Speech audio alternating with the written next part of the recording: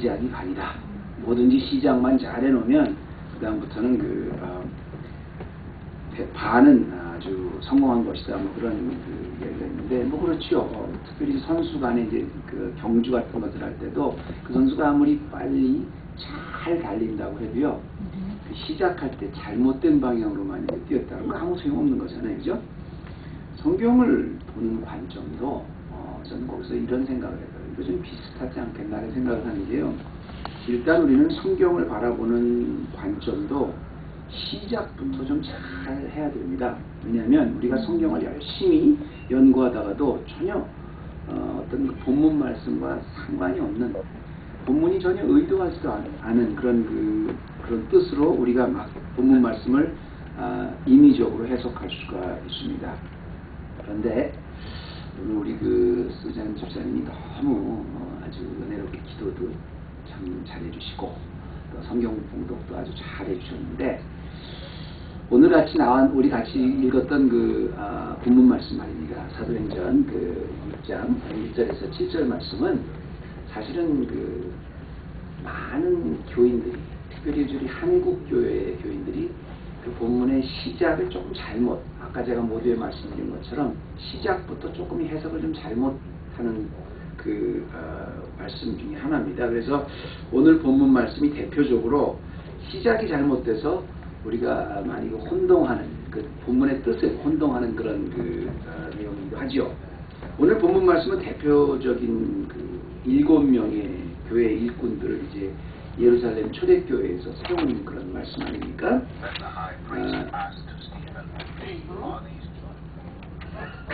이 본문 말씀을 가지고 이것이 무슨 안수 집사가 기원이다, 뭐 이렇게 스테반을 비롯해서 7명에게 안수를 했지 않습니까? 그러니까 이것이 안수 집사의 기원이다, 또는 사도들이 우리가 말씀과 기도하는 일에 전념해야 되는데 이 공개하는 일을 하면 안 된다. 그래서 이 집사를 세웠다 그래가지고 목사와 성도의 그 역할 분담론을 이야기하는 것이다. 목사는 이런 일을 하는 것이고 안수 집사는 이런 일을 하는 것이다. 뭐 이런 걸로 이렇게 다 해석을 하세요. 실제로 오래됐습니다만 한국에서 여러분이 이름만 들으면 이제 금방 알만한 아주 유명한 한국의 전통교회 장로님이 미국을 방문하셨는데, 제가 어떤 모임을 그분하고 같이 갔어요. 뭐 그분뿐 아니라 여러분이 가는 모임이었었기 때문에 같이 갔는데, 공교롭게도 그 장로님이 제 차에 탔습니다. 제가 운전하는 차에 타고 일행을 제가 가까이서 이제 식사하고 있면서 같이 모셔다 드리는데, 제가 목사인지를 아니까 이분이 막 교회에서 아마 이런 문제에서 갈등을 겪었나 봐요. 막 저한테 얘기를 하십니다. 막 한풀이듯이 막 따지듯이 물어보시는데, 말이 질문이지 거의 협박성으로 저한테 막 그러는 거예요. 그래서 뭐라 그러냐면, 아니 목사님 그렇지 않습니까? 사도행전에도 보면 오늘 6장 말씀 이걸 인용하시더라고요. 초대교회에 7 집사를 세우지 않았습니까? 스테반을 거기다 안수하지 않았습니다. 그 안수한 이유가 사도들이 이제 너무 바쁘니까 말씀과 기도에 전념하고 따로 일꾼들을 세워서 그들에게 이런 교회 행정적인 역할을 하라. 이게 교회의 사도 7 집사를 세운 이유 아닙니까? 막 그냥 열을 내면서 저한테 막 따지듯이 얘기를 하는 거예요. 그래서 제가 마침 이렇게 그때 모임에 가고 있었는데 시간도 굉장히 짧은 거죠. 여기서 움직이는 데서 운전을 했었기 때문에 제가 거기에 대해서 설명을 해드릴 수도 없고 대답을 할 수도 없고 그래서 그냥 듣고만 있었습니다. 그런데 그렇게 열변을 토하시던 장로님뿐 아니라 솔직히 말씀드리면 대부분의 한국 교회가 이 본문을 그렇게 해석을 해요. 스테반 집사를 비롯해서 7명에게 안수를 했으니까 이게 안수 집사의 기원이다. 그리고 목사님은 오늘 사도들과 같은 거니까 말씀과 기도에 전념하고 교회의 행정적인 일을 이런 총신도들인 집사가 해야 된다. 제가 결론부터 말씀드리면요, 우선 2가지만 잘못된 게 있는데, 첫째는 뭐냐면 오늘 안수한 7명의 스테반은 집사가 아닙니다. 다들 집사로 알고 있는데 집사가 아니에요.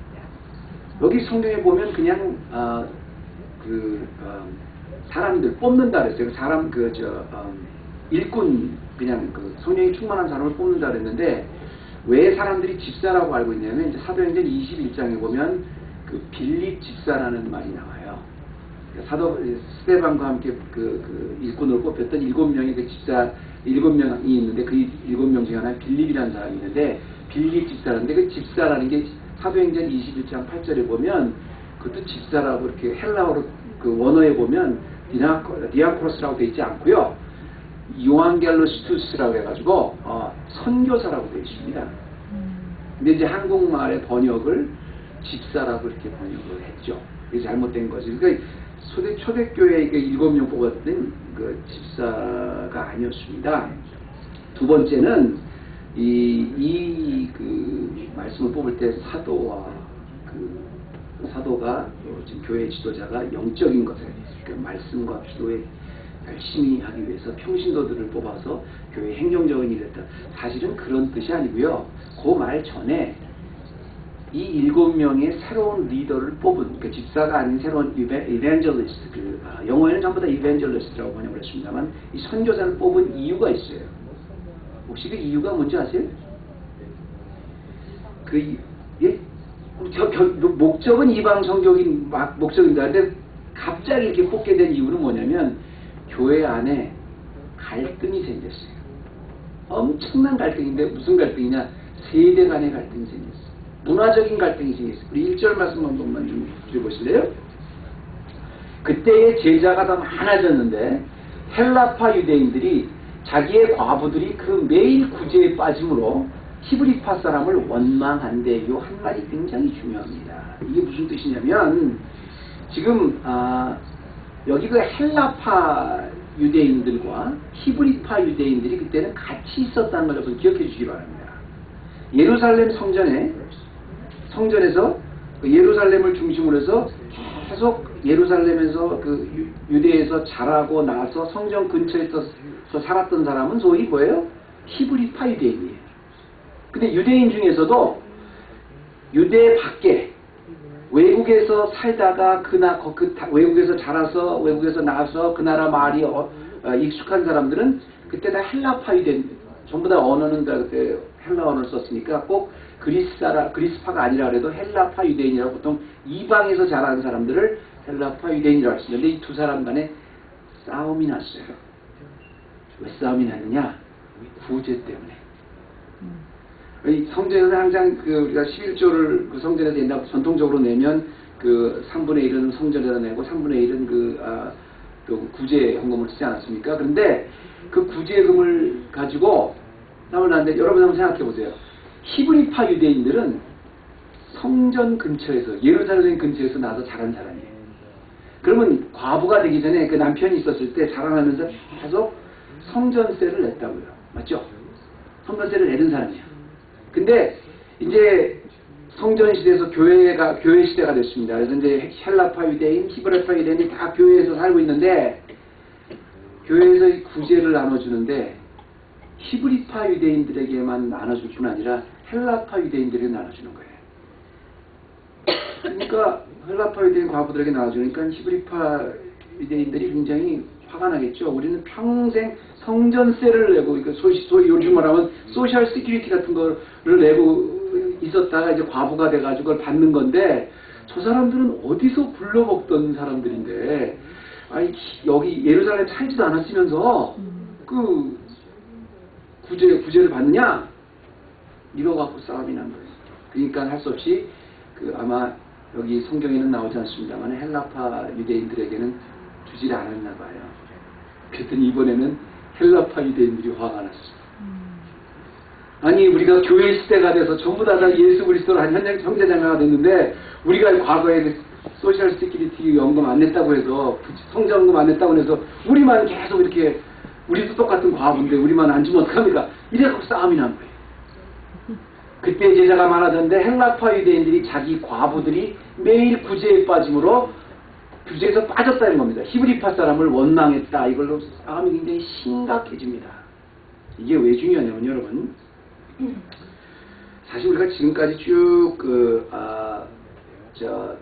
말씀을 이제 성전 시대에서 교회 시대로 넘어오면서 받은 축복, 보이지 않는 축복, 뭐 거기에 중요한 예수의 이름, 뭐 거기에 조심해야 될 거 다 봤지만 성령 이게 지금 굉장히 중요한 게 뭐냐면 이제 성전 시대에서 교회 시대로 넘어왔는데 잘 주목해서 여러분 보세요. 성령님께서 성전 시대에서 교회 시대로 넘어오면서 축복도 주셨지만 교회 시대로 넘어왔기 때문에 교회가 받은 고난도 엄청나게 많았습니다. 잡히고 뭐 감옥에 잡히고 뭐 눌리고 뭐 출교당하고 굉장히 많았습니다. 근데 그것도 넘어가게 해주셨어요. 그러니까 외적인 핍박도 넘어가게 해주시니까 그 다음에 교회가 또 받았던 도전이 또 뭐였었죠? 내적인 유혹. 교회가 돈의 문제를 갖고 또 유혹을 받았어요. 특히 아나니아와 삽비라 사건 아닙니까? 그것도 넘어가게 해주시니까 내적인 유혹, 외적인 핍박까지 다 넘어가게 해주고 나니까 그 다음에 뭐가 이제 교회의 문제가 되겠어요? 교회에서 내분이 일어나는 거예요. 무슨 파로 싸움이 일어나는 거예요. 기껏 그 유대인들, 제사장들, 뭐 이런 사람들, 또 서기관들, 바리새인들 이런 핍박을 그 기득권들을 다 넘어서 성령이 교회를 통해서 이제 예루살렘을 넘게 해주시니까 실제는 이제 교회 안에서 또 기득권이 생겼어요. 내가 헬라파 유대인인데, 내가 히브리파 유대인인데, 내가 원래부터 여기 성전세 내고 살았던 사람인데 왜 저 사람들 이제 들어온 사람들한테 왜 구제공을 똑같이 주니까 이런 거 갖고 화가 난 거예요.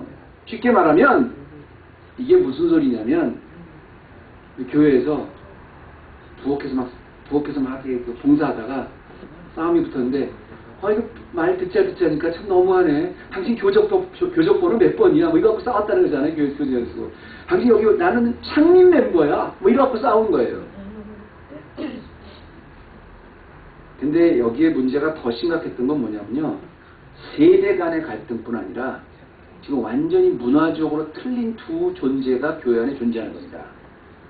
예루살렘 근처에서 자랐던 유대인들, 그리고 예루살렘 밖에서 외국 문화에 아주 익숙한 유대인들, 이 두 그룹이 와서 공존을 하니까 굉장히 갈등이 심각해졌어요.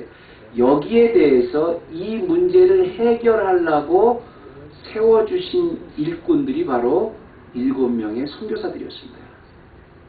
스테반, 니가노르, 디몬, 바베나 뭐 이런 사람들이 전부 다 거기에 세워주신 사람이었다는 거죠. 그렇다면 성령께서 오늘 이 갈등이 심한 예루살렘 교회의 리더십을 새로 세워서 다시 교회 시대에 받을 축복을 그대로 누려서 예루살렘의 복음을 이끌어가게 하시는 방법이 무엇인가를 보면요.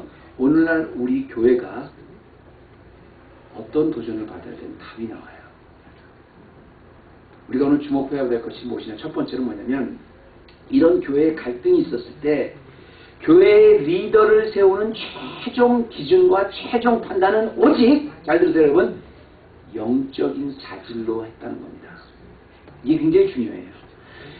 제가 수천 번 더 말씀드리지만 교회라는 건, 내가 이 반석 위에 교회를 세우리라 예수님의 교회의 약속은 에클레시아입니다. 세상에 있었을 때 세상 밖으로 나온 사람들이 교회예요. 그럼 교회의 모임에서 문제가 생겼다. 그럼 거기에 리더십을 세운다. 그러면 가장 중요한 기준이 세상과는 다릅니다.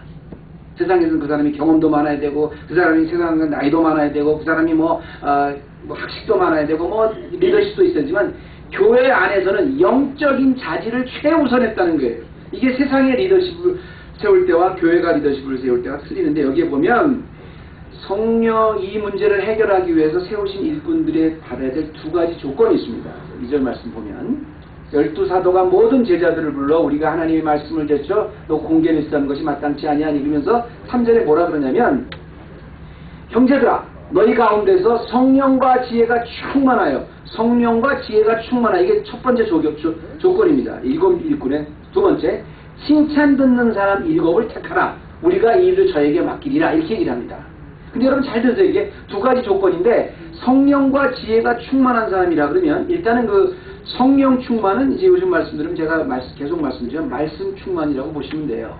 이때는 사도적 권위가 하나님의 권위가 그래서 사도들에게 인도됐고, 오늘날은 사도의 권위가 말씀으로 했기 때문에 성령과 지혜가 충만한다. 그리고 성령과 지혜는 따로 있는 게 아니라 성령이 충만하면 지혜가 따라와요. 이건 결과입니다. 그죠? 성령이 충만한 사람, 하나님의 말씀이 내가 가득 찼다 그러면 하나님의 지혜가 내 삶속에 항상 넘치지 않습니까? 성령과 지혜가 충만하여, 거기까지 끝나는 게 아닌데, 두 번째는 뭐냐면 칭찬 듣는 사람 7을 택하라. 이게 조건이었어요.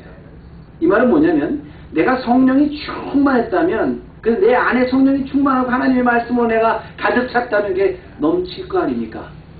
그럼 남들도 본다는 얘기예요. 그래서 남에게도 인정을, 그 인격을 인정받는 사람들, 그런 사람들을 교회에서 리더로 세우라는 거예요. 자기 혼자만 기도생활 충실해서 집에서는 막 라면이 끓고 뭐 김치찌개가 타고 올라가고 애들은 굶었는데 나는 산기도 가서 기도한다. 그런 사람이 아니라 정말 자기도 기도와 말씀에 충만해서 그게 넘쳐서 남들에게도 참 우러러보고 칭찬받는 사람, 남에게도 그 인격이 보여졌던 사람, 그 사람들을 뽑으라 그랬는데 거기서 뽑혔던 사람들이 바로 스데반을 비롯한 7 선교사였습니다. 오늘 우리가 교회에서 무슨 갈등이 있다, 어려움이 있다. 제일 중요한 것은요, 넘버 1, 성령은 에클레시아이기 때문에 영권에 움직이기 때문에 그 영적인 실력이 얼마나 되느냐가 좀 중요한 거예요. 누가 성령이 정말 충만한 생활을 하는가, 그래서 누가 더 칭찬받는가, 이것이 우리의 교회 안에서 문제를 해결하는, 교회 시대의 은혜의 생활을 하는데 요건이라는 겁니다. 왜 이렇게 세우셨냐면 지금 사람이 이제 어느 조직이나 이렇게 좀 부흥이 되고 그러다 보면 항상 기득권이 생겨요. 내가 그래도 여기서 뭘 했었는데 내가 먼저인데 이런 기득권이 생겨요. 기브리 바유대도 그런 게 생겼던 거예요. 근데 그게 나쁜 건 아닙니다. 난 쭉 성전세를 내고 있었는데 그게 나쁜 거는 절대 아니에요. 전통입니다. 다만 그거에 의해서, 그 기득권에 의해서 내가 뭘 결정한다. 그럼 그건 성령의 뜻은 아니죠. 지금은 물론 여러 가지 말이 많고 좀 또 비난도 많이 듣긴 합니다만 어쨌든 그래도 지난 세기 동안에 미국에서 여성 사역자, 여성 가정 사역자 중에서 가장 큰 영향을 미친 사람은 뭐니 해도 그 조이스 메이어 같아요. 그죠? 그 뭐 부인할 수가 없죠. 저도 그 조이스 메이어 저는 책을 굉장히 많이 읽었어요. 그분이 나오는 책은 다 그냥 저도 가정사역을 했기 때문에. 그런데 그분의 책 중에서 제가 이런 말이 있어 하나 제가 인용드릴게요. Battle on the Mind라는 그 책에 보면 이런 내용이 나와요. 우리가 매일매일 영적 전쟁을 하지만 결국은 그 영적 전쟁이 마음의 전쟁이다. 이런 말을 해요. 굉장히 도움이 했어요. 에베소에서 가야 보면 우리의 싸울 것은 혈과 육에 대한 것이 아니고 우리의 싸울 것은 뭐라 그랬어요? 육신의 정욕에 대해서 싸우는 거라고 그랬잖아요. 마음속의 전쟁이고 생각 속의 전투예요. 이 말이 다시 말하면 오늘 초대교회 이 본문으로 들어가면 뭐냐면 우리가 매일매일 싸우는 우리 환경이나 우리가 접한 우리의 상황이 중요한 게 아니라 우리 마음속에서 그야말로 성령의 뜻에 순종하는 말씀이 주신 양심에 내가 무릎을 꿇느냐 아니면 내 욕심과 내 분야와 내가 하고 싶은 것에 무릎을 꿇느냐 그 싸움이에요.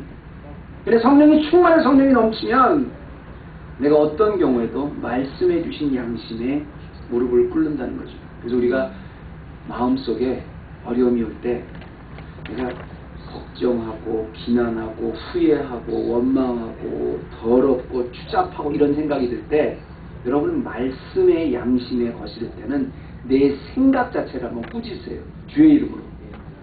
내 심령 속에다 꾸짖으세요. 예수의 이름으로 물러가라. 나는 하나님이 원하는 것을 하겠다.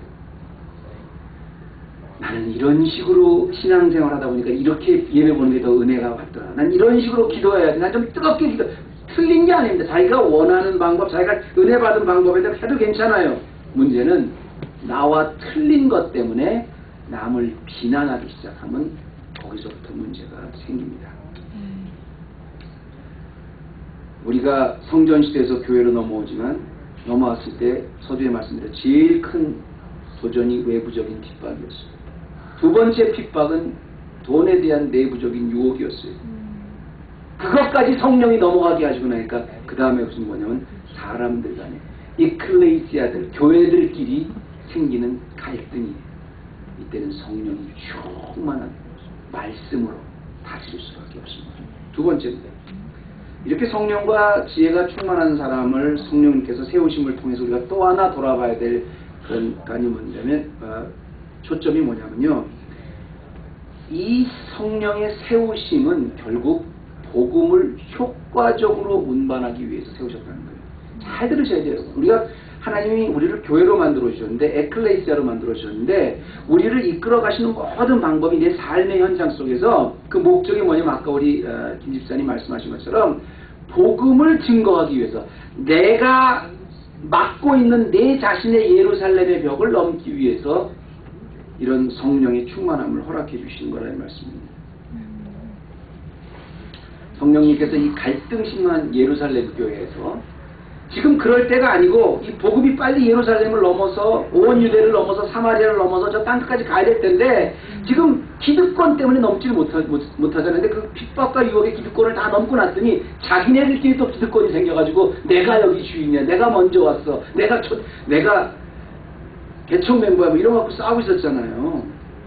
그러니까 이거를 브레이크 해주시기 위해서 일곱 일꾼을 세우신 겁니다. 다시 말씀드리지만 지금의 갈등은 어디서 왔냐면 1절 말씀처럼 헬라파 유대인과 히브리파 유대인들에 나왔는데요. 자, 여러분 생각해보세요. 헬라파 유대인들과 히브리파 유대인들이 이렇게 갈등, 교회 안에서 싸우고 있으니까 이 안에서 성령과 지혜가 충만해서 칭찬받는 사람 7사람을 뽑아서 그 일을 맡겼습니다. 그럼 또다시 문제가 생겨요. 헬라파 유대인, 히브리파 유대인들이 막 서로 이렇게 그 자기네 문화적인 갈등 때문에 싸우고 있는데, 여기서 성령과 지혜가 충만해서 칭찬받는 사람을 뽑는 것까지는 좋은데, 그러면 그 성령과 지혜가 충만해서 칭찬받는 7사람을 이 헬라파 유대인, 히브리파 유대인 중에서 누구를 뽑아야 돼요? 이것도 문제잖아요. 양쪽이 교회 안에서 막 싸우고 있어. 그럼 거기서 그럼 니네들 중에서 제일 칭찬받고 성령 충만한 사람 뽑아라. 오케이. 그것까지는 좋은데, 그럼 둘 중에서 누구 그룹에서 뽑아야 되는 거예요?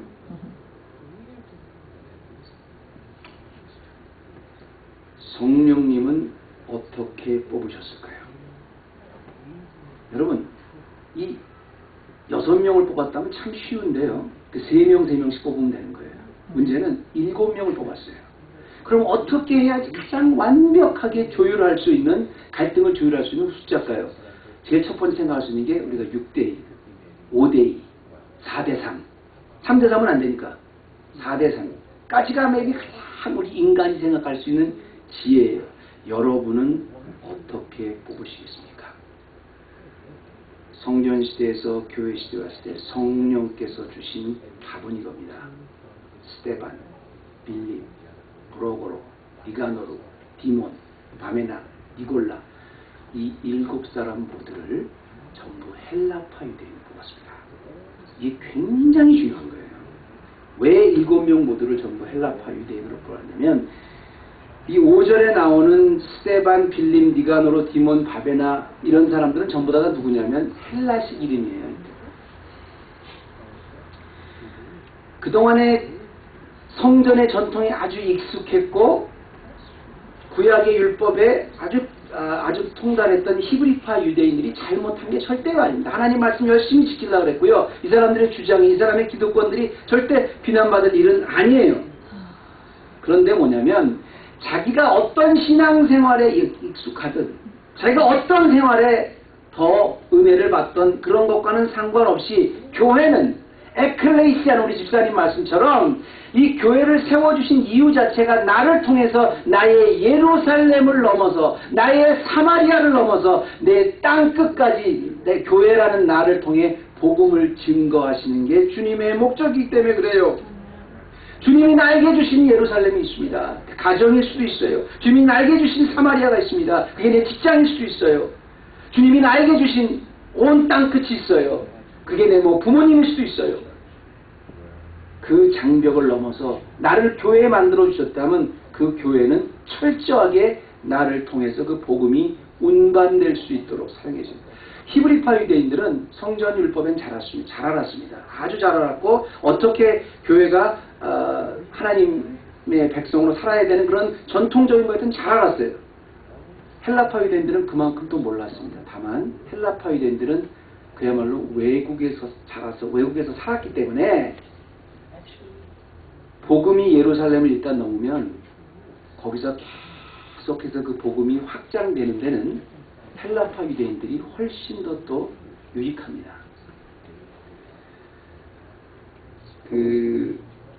이런 배경으로 본다면 정말 우리 한인 이민교회, 특별히 미국에 있는 한인 이민교회가요, 진짜 어마어마한 포텐셜을 가지고 있다고 볼 수 있는 거예요. 왜? 우리는 바로 지금 세계의 로마가 누구예요? 미국 아닙니까? 미국의 미국파 크리스찬들, 미국파 한국인들, 코리안 아메리칸들이 밑에 있잖아요. 하나님은 우리 교회를 세우셔서 에클레시아로 만들었다면 어떻게 해서든지 그 복음을 다시 운반하는 역할을 하십니다. 가정에서, 직장에서, 전 세계에서. 그런데 다른 문화와 다른 세대의 복음을 전달하는데 훨씬 익숙한 헬라파 유대인들은요, 정말 하나님이 훈련시킨 소중한 존재들입니다. 우리의 이 세대들 다 대학에 가 있죠. 학교 가 있어요. 영어가 훨씬 더 편하잖아요. 이게 바로 7명을 세우신 교회의 리더십을 세우신 성령님의 비전을 보는 방법입니다.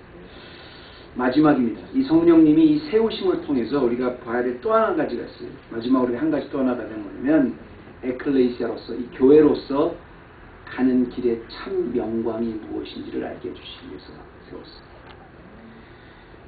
그냥 세상 사람, 일반 사람으로서 가는 길이 아니라 교회로서 가는 길의 참 영광은 무엇이다. 이걸 알게 해주시기 위해 세웠는데요. 자, 7명의 리더십 모두 헬라파 유대인들의 기름을 받았습니다. 맞죠? 즉, 유대에서 자란 사람들이 아니라 유대 밖에서 나와서 유대에서 자란 그 2세대들에게 기름을 부어서 다 복음 사역자가 되게 해주셨습니다. 그러면 우리가 오늘 제가 그 말씀 다음에요, 그 성경 말씀 그 제목 있잖아요. 우리 오늘 설교 나오는, 여기 보면 기름 부은 장면이 나오죠. 물론 여기는 7명을 세우는 장면은 아닙니다만, 이렇게 헬라파 유대인들을 세워서 우리가 기름을 줬어요. 여기에 대표적인 사람이 누구죠? 스데반입니다. 7명 스데반 집사가 아닙니다. 선교사를 세웠어요. 그런데 그 바로 우리가 다 읽진 않았습니다만은, 이 바로 다음 절에 보면 제가 3절을 해놨는데, 보면 스데반이 은혜와 권능이 충만하여 큰 기사와 표적을 민간에게 행했다, 이런 말이고 바로 9절에 나와요. 우리가 오늘 봉독은 안 했습니다만, 그래서 이제 리버디노, 구레데인, 알렉산드리, 길리기, 아시아에서 온 사람들이 각 회당에서 스데반으로 틀어서 이제 변론을 한다, 이런 말이 나오는데, 지금 스데반 세운 사람, 다시 요 위로 좀 올라가 보실래요? 요 그림 보시면, 이게 물론 스데반은 아닙니다만, 그리고 이제 예수님이 지금 제자한 그림입니다만, 이렇게 기름 붓고 안수를 하고 나니까, 선교사를 되고 나니까 이제 스데반이 그 다음에 바로 나오는 말이 뭐냐면, 큰 권능을 행하고 가는 데마다 복음을 증거합니다. 그야말로 사도들이 행했던 그런 일을 같이 해요. 중요한 건 뭐냐면, 다음 보면, 그랬더니 스데반이 지혜와 성령으로 말함을 저희가 능히 담지 못하여, 10절에 이렇게 나옵니다. 성령이 주시는 지혜로 말하는데 거기에 나오는 어떤 여기 보면 말이죠, 구레네 사람, 또 아시아에서 온 사람들이 회당에 모였다 해도 당할 수가 있겠습니까? 성령이 말하는데, 성령이 말하게 하시는데, 그러니까 엄청난 많은 사람들이 여기 꼬꾸라져요. 그런데 바로 그것 때문에 스데반이 끌려 나와서 어떻게 돼요? 돌 맞아서 죽어요. 잘 들으셔야 됩니다, 여러분. 처음으로 지금 새로운 리더십에 뽑힌 스데반이 안수를 받고 복음을 예루살렘으로 넘기기 위해서 하나님이 능력을 주셨는데, 그 능력 때문에 사람들과 변론을 하게 되고, 사람들과 변론을 끝나고 나니까 그것 때문에 유대인들이 살기가 등등해서 돌 맞아서서 스데반은 예루살렘 교회가 세우고 첫 번째 순교자가 됩니다. 더 심각한 것은 그 순교자가 됐기 때문에 그렇게 부흥하던 예루살렘 교회, 하루에 3,000명씩 모여들던 예루살렘 교회가 산산조각이 나서 쫙 흩어지게 됩니다. 다 도망가게 돼요. 근데 바로 그 흩어짐 때문에, 그 핍박 때문에, 그 도망감 때문에 결국 도망가다 안디옥이라는 곳까지 도망가서 거기서 유대인뿐 아니라 비로소 외국인들한테도 복음을 증거하기 시작합니다. 그래서 외국인들도 유대인이 아닌 다른 헬라파 유대인이나 히브리파 유대인이 아닌 외국 사람들에게도 복음을 증거해서 복음을 받아들여서 교회가 된 것이 최초의 안디옥 교회인데요. 그때 비로소 크리스찬이라는 말이 생깁니다. 여러분, 이 말 참 재밌지 않습니까? 스데반이 은혜와 권능이 충만하여 큰 기사와 표적을 민간에 행하니 더 저런 어떤 다른 사람이 능히 그를 당치 못했더라. 하나님께 능력받고 복음의 전사가 돼서 헬라파 유대인으로 이제 예루살렘을 넘어서 나가려고 했더니 그때 돌 맞아 죽었어요. 그런데 그것 때문에 바로 돌 맞아 죽은 사람의 책임자가 누구였냐면 바울이었었고요. 바울 그때 사울이었었죠. 사울이 그것 때문에 바울이 됐고요. 나중에 그것 때문에 그걸로 해서 그렇게 성령님이 말하시고 얘기하시고 명령하신 복음을 들어 예루살렘을 넘으라는 그 명령의 성취가 바로 스데반이 순교당하고 나서 드디어 이루어집니다. 어떻게? 도망가는 걸 통해서. 마치 우리나라가 6.25 때 전에는 항상 그 북한 지방에 거기에만 그 선천과 평양, 정주 그 지방에만 복음이 가득했다가 6.25가 나고 나서 전부 다 복음이 이렇게 쫙 남아도 내려오지 않았습니까? 그 마찬가지로 그런 큰 환란을 통해서 하나님은 기어이 예루살렘에 있던 복음을 땅끝으로 옮기셨어요. 여기 더 재밌는 건 뭐냐면 우리가 생각할 때 그러잖아요. 스데반이라 그러면 그래도 최초로 헬라파 유대인으로 안수받고 능력받아가지고 막 기적을 행한 사람인데 그랬으면 누구든지 성령의 능력 충만하면 스데반 이상 가는 능력을 행할 수 있습니다. 스데반 큰 영광을 행할 수 있습니다. 그런데 사도행전에 지금 누가가 이야기하고 있는 게 뭐냐면 스데반이라는 이름 자체가 뭐냐 무슨 뜻인지 혹시 아는 사람 있어요? 혹시 스데반의 뜻이 헬라어로 면류관이라는 뜻입니다. 면류관이라는 뜻인데 면류관이라는 건 그 영광스러운 그 크라운 받는 거잖아요. 우리가 마지막 순간에 받을 그런 그 그게 스데반이 면류관인데 스데반은 자기가 성령의 충만함을 받아서 능력을 행해서 많은 사람들이 당할 수 없어 영광을 받은 게 면류관을 받은 게 아니라 그것 때문에 곧 돌로 맞아서 죽고 났더니 그걸로 인해서 사울이 변해서 바울이 되고 그렇게 묶여서 나가지 않았던 복음이 드디어는 예루살렘을 넘어서 땅끝까지 이르는 교회로서 하나님의 진정한 영광과 면류관을 나타낸 것입니다. 제가 목사로서요, 제가 이 말씀만 하고 마칠게요. 정말 수없이 많은 장례식 가봤어요. 많이 인도해봤어요. 근데 한번 제가 여러분에 나눴던 얘기인데 그 중에서 가장 잊을 수 없는 장례식이 하나 있어요. 그게 뭐냐면 바로 저희 처갓집 할아버지 장례식. 그 장례식은 잊을 수가 없는 게 왜 그러냐면 제가 여태까지 장례식을 인도하고 장례식 가봤던 사람 그 고인 중에서 가장 오래까지 사신 분이거든요.